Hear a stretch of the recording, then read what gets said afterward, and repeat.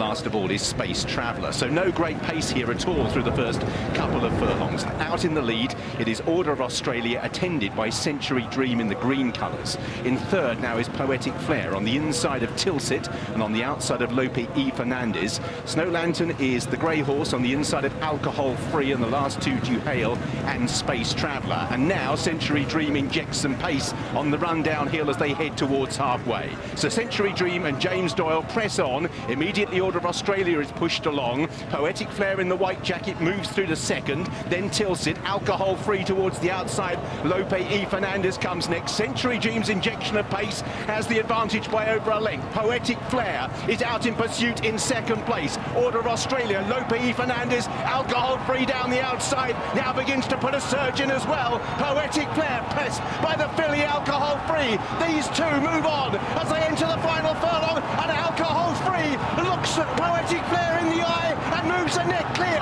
Poetic Flare chasing Alcohol Free, who still has the advantage, and Alcohol Free will win the race again for Jeff Smith.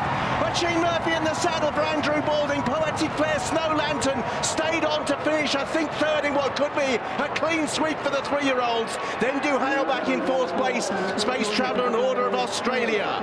Alcohol Free held up early. Key moment after a furlong and a half when Sheen Murphy took back when he looked as if he might get held a bit deep. She made her move down the centre. The relative emphasis on speed has helped her, but she has come home nearly 30 years after Chief Singer won this race in these colours to prevail by a length and a half. Poetic Flare second, Snow Lantern did stay on for third, so it is a clean sweep for the three-year-olds. Duhale next. Order of Australia couldn't go when Century Dream kicked on. Then behind these was Space Traveller.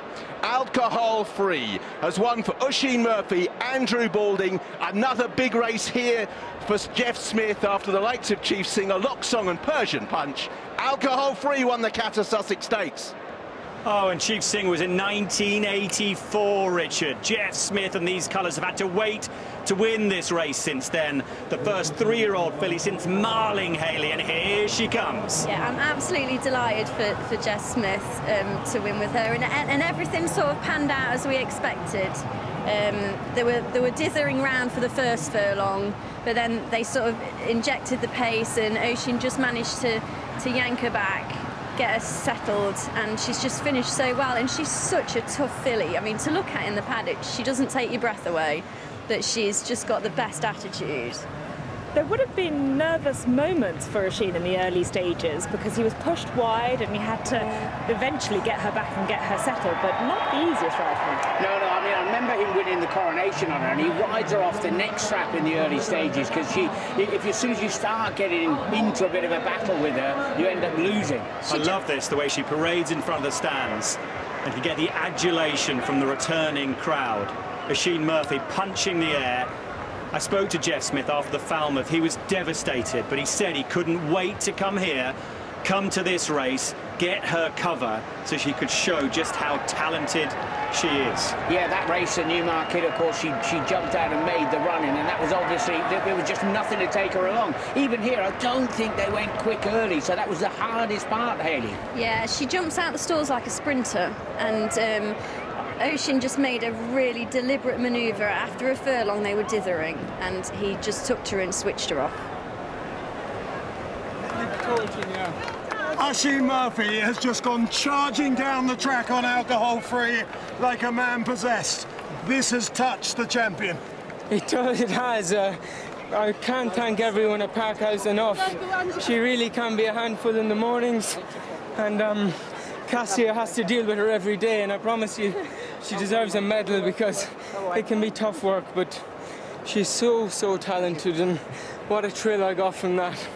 And Sheen, this is a great level of this game. We remember this time last year, Kamiko boxed in tears probably on the way home. This time, tears of joy. Absolutely. I've won this race before and on Lightning Spear, and then last year went all wrong, so I promise you day to day keep kicking. What a star she is. And what about this horse? At the start of the season, people questioned whether she'd stay a mile. She didn't get the rub of the green in the Guineas, but gradually she's just progressed, and she's a proper champion now. Yeah, she wasn't at her best at Newmarket in the Kipco 1000 Guineas. She was a little bit ill when she came home, but other than that, she's been foot perfect. Cassia, we spoke to you at Royal Ascot. It was fantastic. Yeah. You've done such a great job with this horse. Well done. Thank you. She's an honour to work with. Unbelievable filly. Tell us a little bit about her character, because we like this kind of stuff. I do. She's quite angry and buzzy. She likes to get on and do her job. Got an attitude. Definitely got an attitude. But pays off. She's Well- happy now, Cassie, isn't she? Yes, yes. Well, you're both happy. Go into the winner's enclosure. I think there's going to be a huge roar. Well done. Cheers, man. Thanks.